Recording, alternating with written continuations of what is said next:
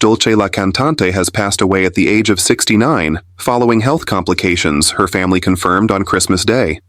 In a statement shared to the late singer's Instagram page, her loved ones revealed that the star had died, but requested privacy as they mourn her death. Dulce, whose real name is Bertha Elisa Nogueirath Cardenas, is known for hit tracks such as Déjame Volver Contigo, 1982, and Soy tu dama, 1985. She underwent pleuropulmonary decortication surgery after being hospitalized a few weeks before Christmas. The surgery aims to preserve lung function while treating conditions such as malignant pleural mesothelioma or chronic pleural infections.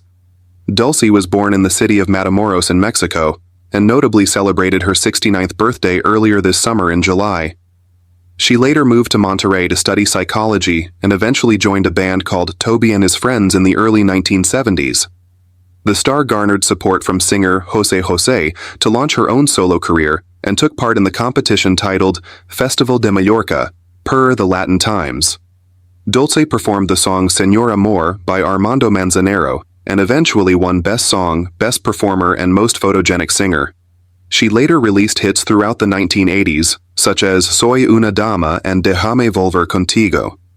In 2014, the star dropped the track Tu Muñeca. While the songstress was known for her voice, she also stepped in front of the camera on multiple occasions.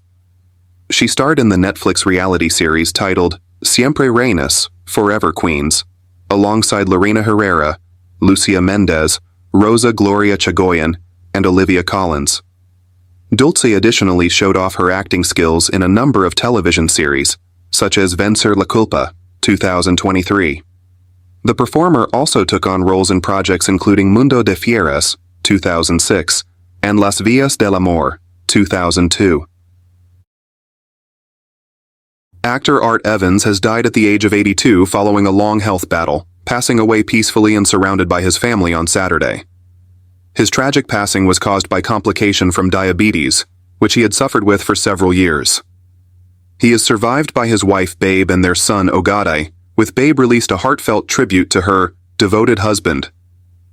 Art's incredible career spanned more than 4 decades, with more than 120 acting roles, but his most famous was opposite Bruce Willis in Die Hard 2.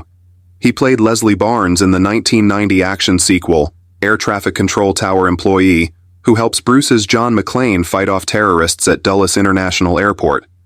While he also starred in another huge blockbuster, A Soldier's Story, in 1984, playing PVT. James Wilkie alongside Howard Rollins, Adolph Caesar, and a young Denzel Washington in one of his first breakout roles. The film is a murder mystery set during the Jim Crow era, where an African-American soldier is shot to death. With only a budget of $6 million, it went on to make more than $21 million globally and was critically acclaimed, bagging 3 Oscar nominations, including Best Picture.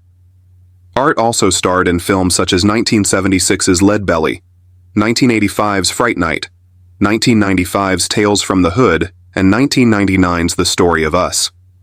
While he also had notable roles in several huge TV shows, including MASH, The Fall Guy, Walker Texas Ranger, The X-Files, Monk, and Everybody Hates Chris. One of his most recognizable TV parts was as the father of Ron Johnson, Daryl M. Bell, on A Different World, and he even starred in the music video for 1985's Go Home by the legendary Stevie Wonder.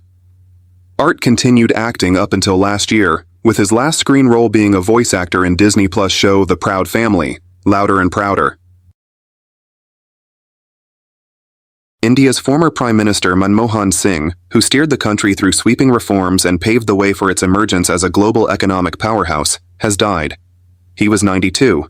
He also oversaw a new era of warming relations between India and the United States, marked by the signing of a historic nuclear energy deal between the two countries in 2008.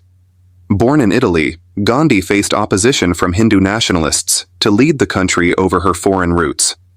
And so she turned to Singh, who was then known for his role in unleashing a bold wave of economic reforms as finance minister in the early 1990s.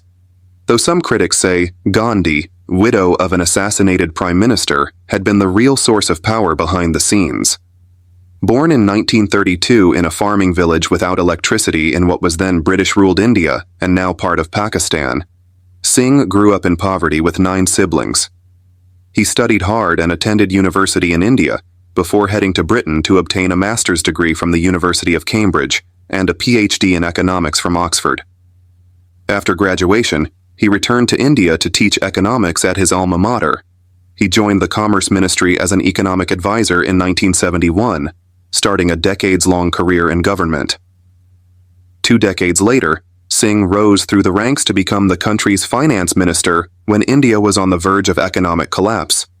With its foreign exchange reserves sufficient to cover only a few weeks of essential imports. He moved swiftly to unleash a barrage of ambitious measures to transform India's inward-looking economy, privatizing bloated state-run companies and courting foreign investment. The reforms jump-started India's economic growth, propelling it to the world's 5th largest economy of today. Singh is survived by his wife and 3 daughters.